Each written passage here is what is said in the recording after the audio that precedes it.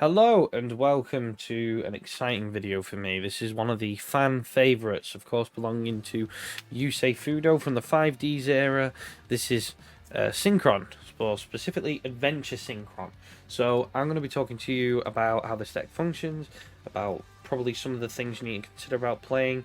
Obviously, there is no fixed recipe with this. I can honestly tell you that there are builds I've seen that are quite interesting with Diabellstar, that work with the Wanted engine, because they obviously synergize with Jet Synchron. There are builds that don't even use the new On Your Mark or Synchro Overtake. So I have seen a lot, and you can definitely sort of improvise with this deck as much as you want. You know, it's so fun. And obviously some of the synchro lineups people are going to disagree with. The brilliant thing about this deck is that there is no set recipe to it. So I am just going to give you a good example as to what I like to play. Specifically, this deck is brilliant if you want to learn combo-based strategies and if you want to start learning intricate, very complicated deck strategies.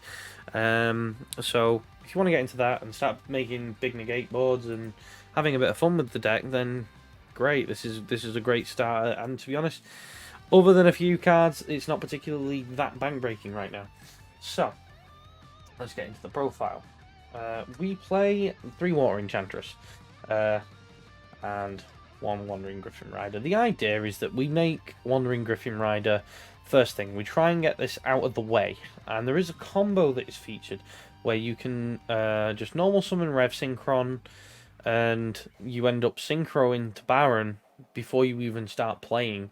So you've got Baronne in your extra monster zone, and then you're insulated from all your plays completely, which can be very unfair, as I will talk you through what this deck is trying to do.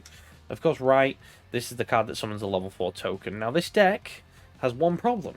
It's not having access to enough non-tuners that can be synergized within the strategy. Honestly, if it gets one more Synchron that is relatively free, and is a bit like Wheel Synchron, where it can be treated as both a non-tuner and a tuner, then this deck is set. It might actually be a little bit of a threat. And of course we have Fateful Adventure, which gives us access to the Wandering Griffin Rider. We don't want to play Draco back. We can side that in, simply because if we're going second, then it's very good, but at the same time we want to go first, and we can't really afford to be bricking that much. So I have taken into consideration that this build specifically is probably just trying to take a bit of pinch of salt as to where insulation goes, and also tries to focus on its main goals, which is just making pretty impressive boards. So that's the Adventure engine. We have Wheel Synchron. This is actually one of the more important ones, I think. Some people don't play this. They don't feel the need to play this, and that would be the case if you're playing the Bellstar version, or if you're focusing on triple Reborn Tengu. Some people play 3 Tenki. We obviously play Reborn Tengu in this, just as an extra name, but this one, because it can be treated as both a non-tuner and a tuner, it is absolutely fantastic. And I will put this one in here as well. You can even play the Manadium Astrolaud, the Synchro, which serves as the counter trap if you really want to with this. So, because it's a light, and you can obviously use that to make the Astrolaud. And of course, the unfair card, we play at 3. The idea is that you have a level 4 on the field, whether it be the token or whether it be Reborn Tengu. The idea is that you can Synchro summon using this card from your hand, and you obviously make Ancient Fairy Dragon with it, and then you reborn this card back, and it's another level 1 tuner that you can use, and you've got yourself a Crystal Wing. It is just a modified glow-up bulb. We will obviously get more into that combo later, but it's brilliant with the fact that it can Synchro from a hand. Now, this is a complicated card, the Assault Synchro. A lot of people don't max this out. I like to max this out personally, just because it's nice to have as more of a freer name, because it's a free summon from hand. You don't have to prioritize this summon off of Speeder. Or if you have access to 2, then that can also be great, because it has a nice little jump about dance with Accel Synchron, which I will feature at some point in a later vid. So the idea is that when you use Accel Synchron, you tribute it to summon Stardust Dragon, which then immediately Synchro summons. And since you tributed a Synchro monster, if this card is in the grave, you banish it to then reborn Accel, so you just have a free massive level 8 Synchro again to get those levels up to make these very big, degenerate, unfair monsters. So it plays a massive part within the Synchro combo, on the basis that if you have multiples, it's not that bad, and if you already have one in hand and you don't need more, you can just prioritize summoning other Synchrons off of Speeder. Then we have probably the more important one, Stardust Synchron. We play 2 of that. You contribute a monster to special summon it from a hand or grave, so it's so free. The brilliant thing is that it gets paired with, I might as well put this engine out here now, Stardust Illumination. So you search this and it's a foolish for any Stardust card, and obviously Stardust Trail. And obviously you can have a bit of synergy with Assault Synchron if you tribute a Dragon Synchro monster with Stardust Synchron to summon it back, but also you can summon Trial when you tribute a card. So the idea is that you send Trial, or you add Trial to hand, and then Stardust Synchron then tributes a monster, which enables the summoning condition of this. And if you were to summon a Stardust monster with this, this can come back if it's used for that summon effect. So that is also pretty broken. And obviously Illumination also modulates levels by 1. I must point out that this also comes back as a level 1, I believe. Oh, no, it leaves a token behind, sorry, if you use a Stardust Synchro. So it leaves the level 1 token behind. It doesn't summon itself back, my apologies, but of course that enables your Synchro plays quite a lot. And obviously the 1 copy of Jet Synchron. Honestly, this is all you need with the Synchrons. Another really good suggestion I can give you is Carry Synchron, or I will put it up on the screen. So basically it gives you an extra normal, and he's a non-tuner Synchron. So the idea with him is that you obviously need those non-tuners. You summon it, it gives you another free Synchron summon from hand, so you contribute summon Wheel Synchron, or you just get another body on field, and of course you can just go straight into Speeder if it's Revolution, or you can play about with some level 4 shenanigans. I don't know what you're doing, but you can also do Herald of the Artlight. So that is literally all you need for the Synchron names. We play a Bystial lineup. It's only 2 Druids and a Magna. A lot of your Synchros, and obviously a lot of decks in the format are messing about with light and dark, so not only can they synergize with a bit of what you're doing, it can also synergize with a bit of what your opponent's doing. And the important thing is that these are non-tuners, and they're free. They also disrupt the game, so if you don't quite have your combo yet, these can actually save you. So it's just a nice lineup to have, and obviously they can meddle about the Synchro plays. And there is a lot of level modulation that goes on as well with Wheel Synchron and Illumination, so they can help you make some pretty incredible boards. Reborn Tengu, of course, you normal summon this, and the idea is that it's a floating, recurring non-tuner. The sad thing is this is mandatory, so if you ever want to fizzle this, you're going to have to put... This is always at 1, so you can fizzle it if you want and clog the board up completely, and this will get fizzled. However, it will trigger if it can, so that is what how Reborn Tengu works. So it can mess you up a little bit, so just be careful. Tuning. Why wouldn't you play a 37 card deck? It literally searches any Synchron to your hand, Synchron tuner, and then you obviously mill a card. So not only can it load your grave up, but it can also just get you a rotor. You have to activate this card first. On your mark is not that favoured at the minute in a lot of the modern Synchron builds. It's just also very budget friendly as well. So you activate this first, you search Synchron, and then you start your plays. It's that simple. Obviously, if you draw it later when you control more cards, then it's not that good. But it also has an X-turn effect, where you can start doing a bit more draw shenanigans. Yeah.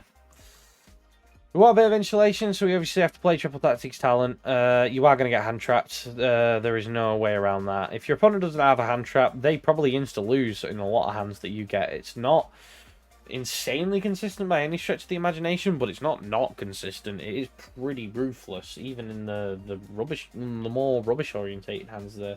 So you can either draw 2, you steal a card, or you rip a card out your opponent's hand. Talents is just quite necessary if you want to recover. Droplet, it's brilliant going first. If you've got nothing else, you set this, you interact with your opponent's field. Obviously, things being in the grave with this deck, it doesn't cause any harm. Things are going to end up in the grave anyway with this, so obviously take that with a pinch of salt. That could actually hurt you, but at the same time, you obviously don't mind.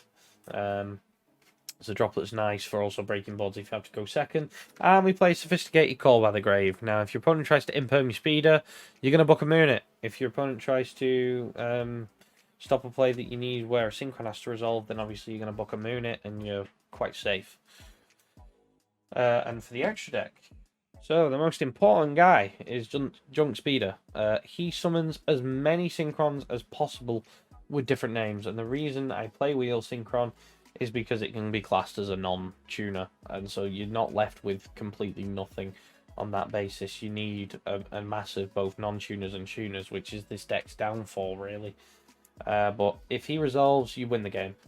Accel Synchron, sometimes he comes up where you can genuinely just shape into these massive monsters. Obviously, I will get into the 9 sort of play if the Crimson Dragon FTK isn't available, but that's just an option for this deck. So Accel Synchron can kind of recover your plays or just level shape into plays that you want to make. Triad, it's a free draw. It's a level 6. It literally pairs with every combo in the game, in this deck, sorry. Ancient Fairy Dragon, you make this by using Rev Synchron from hand. You synchro summon this, and then of course you can get a free summon, and you also reborn the Rev Synchron to then just make Crystal Wing, and then you're insulated against Nibiru, other monster hand traps, so forth. So you would also make Omega, which you can target off of Crimson Dragon in a worst case scenario to make Crystal Wing for free. So you get best of both worlds, but that is actually quite rare that will happen. And then the most important level 8 engine is the Stardust Dragon and the Accel Synchro Stardust Dragon. You make Accel Synchro Stardust Dragon. Sometimes you want to trigger it, sometimes you don't. That depends on whether or not you have Jet Synchron engrave or a loose Assault Synchron. The main effect, where you contribute summon to summon a Stardust from the deck, is the one you want to use, because he tributes himself, and then you have to immediately synchro, which isn't a problem because you're going to have an abundance of tuners. So you synchro summon either into Baronne or Crimson Dragon or something unfair, and then you reborn Accel Synchro Stardust Dragon back with Assault. And you can't do that if you reborn the Assault, so you need to be careful with it or clear the Assault off before you do that, do. Shenshen, honestly, if you're not going to get the Crimson Dragon FTK, then you can also, with all the level shaping, just make 9s. So you make Shenshen, you can push for Crimson Dragon, and obviously target Shenshen and summon Hot Red Dragon Archfiend, which is just an Omni. So honestly, if you can't FTK, you'll still end up on a board where it's just Crystal Wing, Omega, Hot Red, Shenshen, and maybe you can even push a little bit further depending on what you're doing. Baron, pretty mandatory as a synchro negate. You make it in the EMZ most of the time with the adventure stuff, just as insulation with Nibiru. You can ignore that and go for Crystal Wing instead if you open Tengu. But the more favourable one is De Fleur, and now it's actually accessible and cheap since the Rarity Collection has reprinted it. Dis Pater. Dis Pater targets a light or dark banished monster. You reborn it back straight to your field, which can enable some wacky plays. And of course, with Synchro with level modulation as well, you can also do some funky stuff with Crimson Dragon, and he often gets used. Or in some circumstances, you can just leave him out and use him as a very nasty interruption, which a lot of people don't tend to remember that's what it does. We played the Geomathmech. It's only because it's a generic level 12 and I didn't get the Centurion one as of yet. So it really doesn't matter. This can literally be a vanilla Synchro level 12. The only thing that matters is that it's generic and that you can target it off of Crimson Dragon. And Crimson Dragon in your opponent's turn is going to summon Hot Dragon Calamity from your extra deck. So you're pretty insulated as well, since you're going to have a bunch of negates accompanying it. And if your opponent addresses the Crimson Dragon before to prevent this from coming out, they've still got to probably deal with about 3 or 4 Omnis anyway, and possible interruption. So the best thing about this deck is that you can genuinely just build massive boards. You can improvise. You can have to innovate a lot, especially if you get hand trapped, and especially if you get interrupted. So you can just make some crazy wacky boards, and it is a very nice bridge to get involved with combo decks or start learning how to build those types of decks and see how they function. And it's really good as well for warming up.